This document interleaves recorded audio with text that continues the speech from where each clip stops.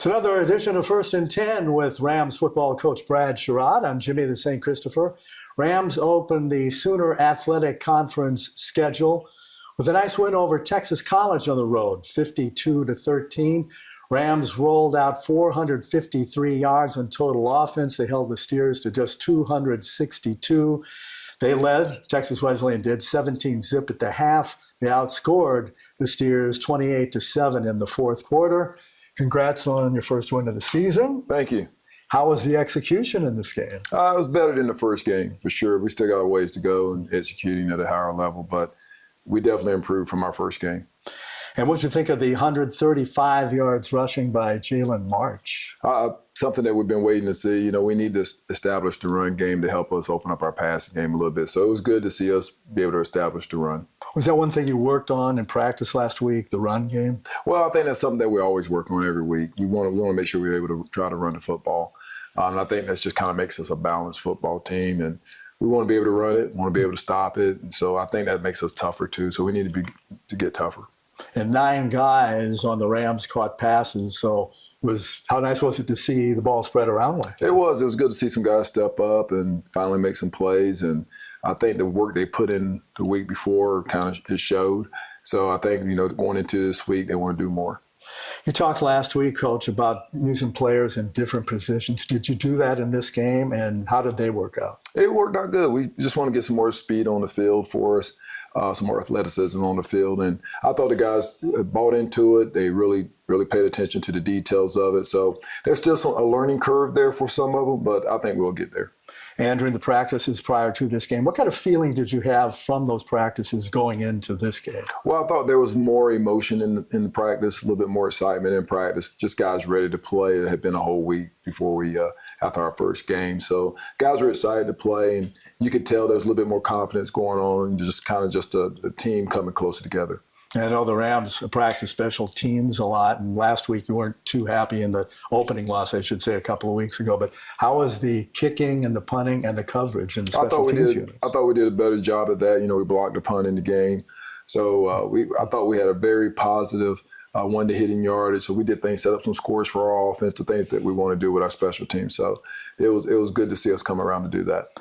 Now, the numbers I got, I think these are correct. Carson had a good game, Carson Rogers, right. But he was sacked twice. And did he get picked at all? He had one. I think he might have had one that was picked. That kind of slipped out of his hand when he threw it. But he's doing better, making some little bit better decisions with the ball. So, the receivers need to catch one. I think he had 2 because one time went through the receiver's hand and it bounced into the defender's hand. So we need to catch the ball when we're in position to catch it too. How good is he at putting those negative plays behind him and then just going on to the next play? Well, I think that's something that he's really good at, that, he doesn't let the last play bother him or whatever happens, good or bad, he just continues on the play that he has. So, and that's something that we talk about, control the controllables. Once it's over, going to the next play, and let's just focus on that, doing a good job at that. A nice game by the defense. Who stood out on defense? Well, I think Sir Hill had a really good game for us. I thought that we had a bunch of guys that kind of stepped up, especially at the corner position, and they passed the ball a lot. So it gave our guys a chance to really go in there and do some really good things. So Jakarian Parks did a good job in the game, and Jaden Fisher did a great job in the game. So the Rams with a victory, 52-13 over Texas College, even their record now at 1-1. Coming up, we'll talk about the next opponent, and boy, it's a doozy, as the Rams will head south this weekend. It's coming up next after we hear from our friends at NBT. We are NBT Financial Bank. We are Fort Worth. We are Azle. We are Burleson. We are Hearst. We are Willow Park. We are anywhere through the MyNBT mobile app. We'd love for you to come bank with us. You're going to like us. Somos NBT Financial Bank. Somos Fort Worth. Somos Azle. Somos Burleson. Somos Hearst. Somos Willow Park. Le invitamos ser parte de nuestra familia bancaria. Welcome back to First and 10 with Brad Sherrod, Jimmy the St. Christopher here as the Rams get ready to take the trip down to the Valley to face the UTRGV, University of Texas at Rio Grande Valley Vaqueros, when all they are is 3-0. They wiped out Sul Ross State 66-0. They beat SAC conference member, Langston 80-0. Whew.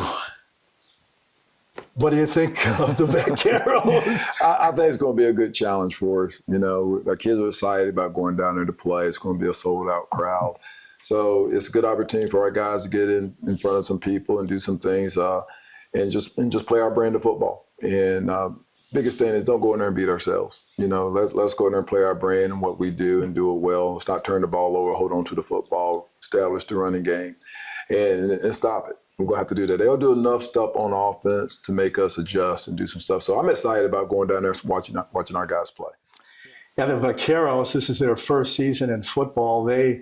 It's really convoluted, so I won't get into it because it's really confusing. But they're going to be in the Southland Conference. This is their first year. And that stadium that Coach was referring to, they bought a stadium back in 2017, like AGB Park down there in Edinburgh. And then they've revamped that to make it D1. But yeah, that'll be crazy. I guess they sell the stadium out, and they had like 20,000 people outside around the stadium watching and doing tailgate parties and watching. So do you talk about that a lot before a game when you play in a stadium that size, which is going to be rowdy? And do you play like the music louder, or how do you address that? No, we don't. We don't try to not make it an issue. You know, just do what we do and focus on us. Now, are there some things that we need to do with the crowd noise? Yes, of course. But we don't really talk about that too much and let that be an influence on us. Like, that can't be a part of our thinking. We have to go in and just do what we do and play well. Now, we'll do some things to deal with the crowd noise a little bit, but other than that, it's going to be loud on when our offense is out there. When defense is out there, they're normally pretty quiet, so their offense can work. You talk a lot, Coach, about third and fourth down conversions and special teams, but how much do you work on third and fourth down conversions during a normal practice week? Well, we work on it every Wednesday. We get some work in at that. Our third down is getting off the field and converting on against the offense. I think it's important that we get off the field on third downs for the defense. So we do work. We just like every other team. We work on it once a week and try to get some in on Thursday as well. So it's twice a week. And how do you see Eddie Lee Marburger, the quarterback for the aforementioned Vaqueros of UTRGV? He's been putting up some big numbers, and what does he bring, you think? Well, Eddie played for us at UTSA when I was there. Ooh. He was one of our quarterbacks there. Eddie can throw it. He can zip it. So we have to be aware of that. He's one of those quarterbacks that have a very good arm, an active arm that can throw the long ball the long way out. But we're going to have to do some things to make him kind of figure out what we're doing on defense coverage-wise. But I think more importantly, we just need to get our feet in the ground and go play and get in some areas and kind of, be in those seams and play the ball. So, but Eddie's he's a strong runner too. He's not a small kid. He's a big kid. He's a strong runner. So it's going to be exciting for our kids to try to combat him and get him down. Now, how much of an advantage is that, having seen him when he was at UTSA, or knowing more about him than what you would see in game film? Well, you think of some things that you can do to try to get him to work on and that he has to do out there in the game. But other than that, I just kind of knowing what he can do and what we need to defend, that helps out a lot for us. Now, we got to go out there and stop it. He's still going to try to do what he does, but I think he's doing a great job. I'm glad to see him have some success where he is. And, he left UTSA to go down to UTRGV, and he's having some success there, so I'm happy for him. And their defense is in top 10 categories, in 8 categories, in top 10 in the FCS after 3 games. They're led by the defensive back, Elijah Graham. Now, how do you attack that kind of defense that is that stingy? Well, they're big up front. They are. But we have to establish the run. And then when we throw the ball, we're going to have to catch those balls. And just like any other game, you have to be able to do those things. But we need to take what they give us and not try to be greedy. And then at some point, there'll be a big opening for us.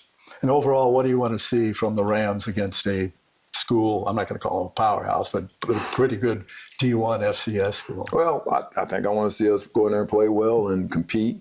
And, we're not going down there just to stay close. We're going down there to win the game.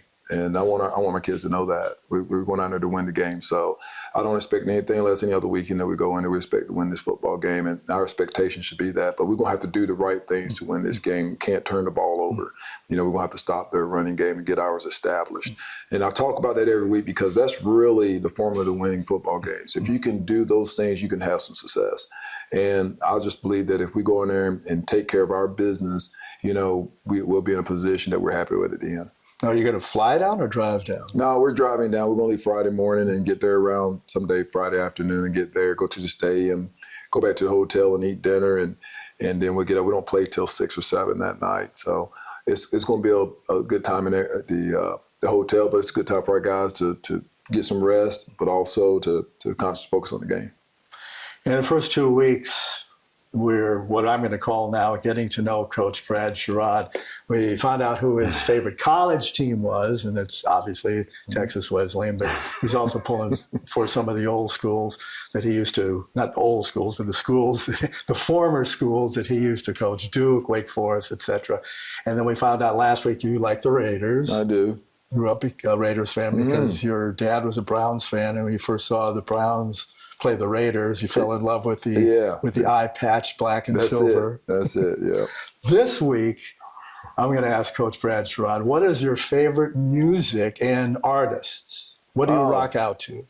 Well, I listen to a lot of different things. So it just depends. I listen to country, I listen to, R&B, I listen to some rap. So I listen to a lot of different things, but, just growing up, you like Michael Jackson. I grew up through that era with Prince as well. So, that stuff kind of catch my attention. But I really, I'm listening to my XM radio. I like listening to the 70s station.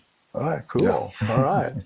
There was good music in the 70s, a lot of good music in the 70s. Anybody can attest to that, I can. We'll get that 70s music and that Michael Jackson and Prince blaring and get out on the field and go down and let's have a miracle upset of the Vaqueros. I hear you. Good luck, Coach. Thank you. Until next week, Rams up. For Coach Brad Sherrod, for Kenneth Flowers, for Aaron Marquardt, James McBride, Ricky Dotson, I'm Jimmy the St. Christopher. Talk to you next time on First and 10. Adios.